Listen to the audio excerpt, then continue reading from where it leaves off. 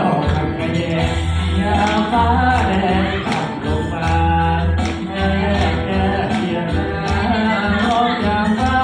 ร้องคุยควรเทียนโคตรทางดำเมืองหมอดำมาปวดเมฆดำร้อยตะกวนคนต่อมาลุยสา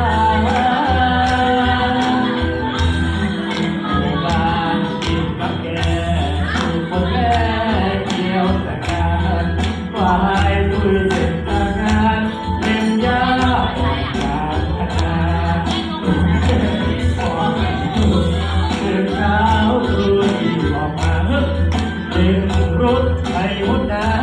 เรียนน้ำฟ้าเฝ้าลำโพงสร้างบ้านของเราอาชีพเก่าแต่ดันดนเอาละ